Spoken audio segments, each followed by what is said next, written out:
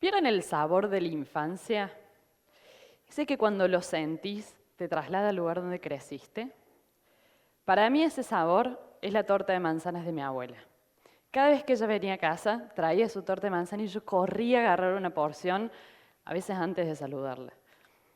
Hace tiempo mi abuela falleció y cuando estábamos ordenando sus cosas, con mi hermano encontramos, escrita con su letra, la receta de la torta de manzanas. Ese mismo día nos pusimos a hacerla y cuando abrimos el horno nos miramos, sonreímos, se veía igual. Pero cuando la probamos, no tenía el mismo sabor. Intentamos varias veces más, pero el sabor exacto se nos seguía escapando. ¿Será que estábamos haciendo algo mal? ¿O mi abuela se habrá olvidado de anotar algo importante de la receta? En ciencia, particularmente en psicología, está pasando algo parecido. No que estemos tratando de hacer tortas de manzana, sino que hay recetas que parece que no están funcionando. Hay estudios que buscan entender cómo nos comportamos de forma general, sabiendo que la historia y la cultura influyen, pero asumiendo que hay factores comunes a la mayoría de las personas. Esos estudios tienen un componente fundamental, un requisito fundamental, y es que tienen que ser repetibles. Es decir, que si un estudio afirma que un fenómeno ocurre de manera general, si otras personas hacen el mismo estudio, deben encontrar los mismos resultados.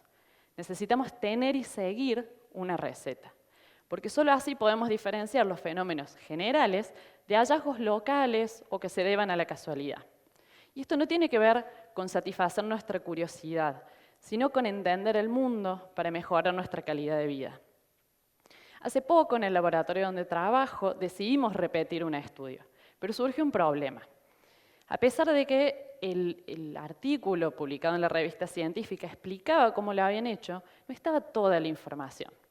Escribimos a los autores, pero respondieron que habían perdido todo, todos los materiales y todo, y no se acordaban nada.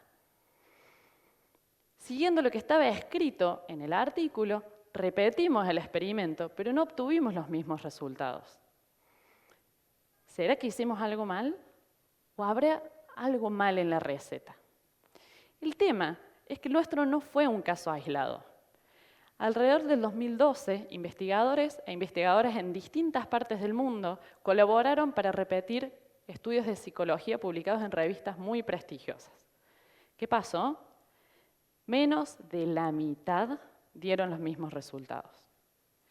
Eso nos llevó a pensar que quizás muchos fenómenos que consideramos ciertos y en los cuales basamos nuestras prácticas podían no serlo. Y tal vez eso tenía que ver con la forma en la que veníamos haciendo ciencia. Entonces empezamos un proceso de revisar nuestras prácticas científicas que todavía hoy continúa. Si queremos mejorar el mundo, necesitamos entenderlo. Y eso solo es posible con información confiable. Necesitamos que los estudios sean repetibles, que las recetas estén completas y disponibles, y que el proceso sea transparente. Necesitamos abrir la ciencia.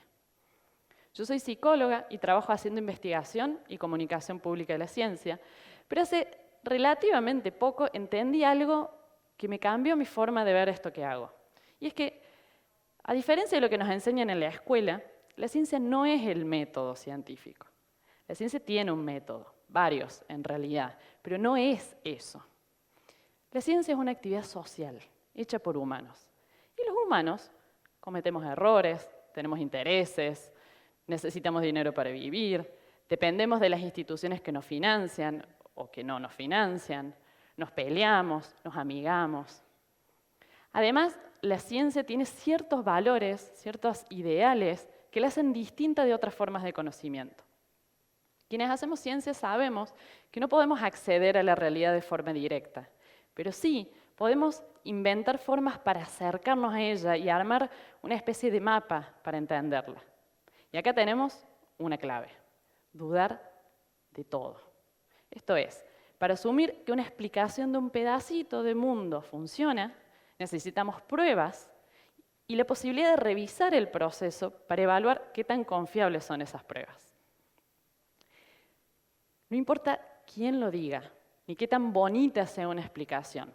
La actitud científica consiste en fortalecer o debilitar nuestras creencias según la evidencia disponible.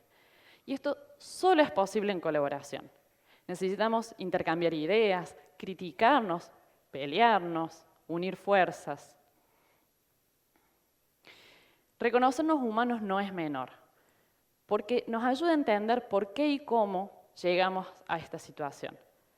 Pero entendernos humanos también significa saber que podemos reflexionar, que podemos colaborar y podemos crear soluciones. Hace unos días, descubrí una aplicación para el celular para pasar menos tiempo en las redes sociales, no porque me haga falta a mí, para nada, y me quedé pensando en por qué esas aplicaciones funcionan.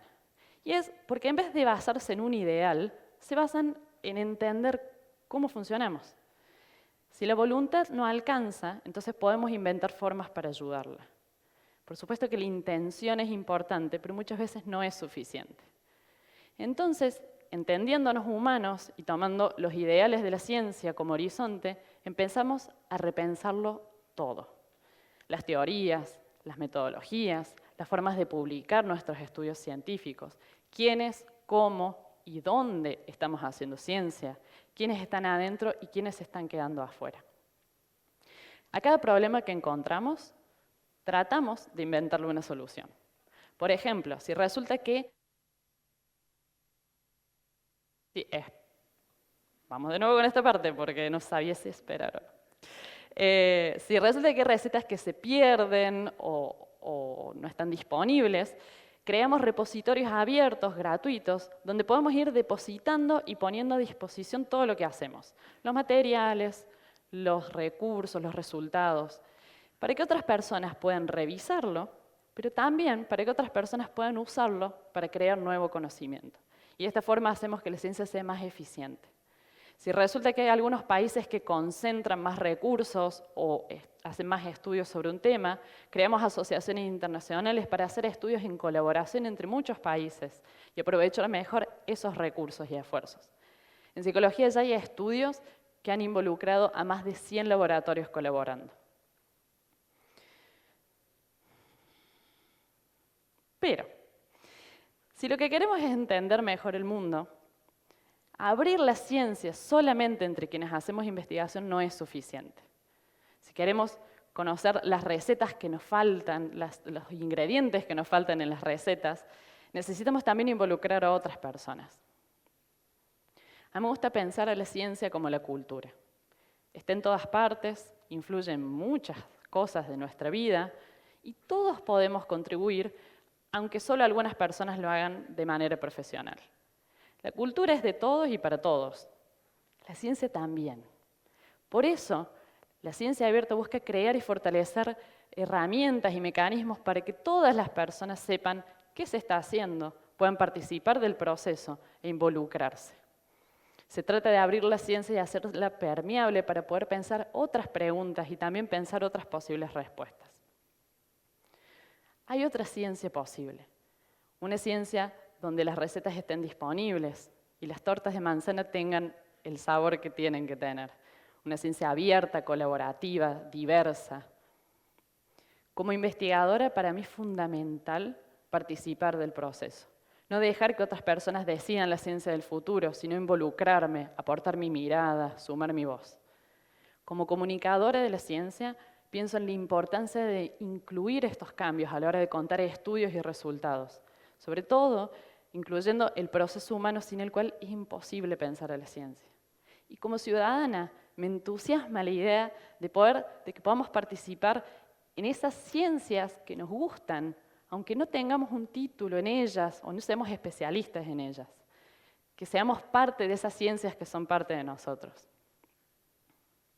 La forma de hacer ciencia está cambiando y a mí me encanta. Las nuevas generaciones van a tener otros estándares y otras prácticas para entender mejor este mundo extraño y maravilloso que nos rodea, colaborando de distintas partes del mundo e incluyendo voces de toda la sociedad. Es que la ciencia es por definición abierta, pero parece que en alguna parte del camino nos olvidamos. Ahora, de a poco, si hacemos las cosas bien, es posible decir que la ciencia del futuro será abierta o no será. Gracias.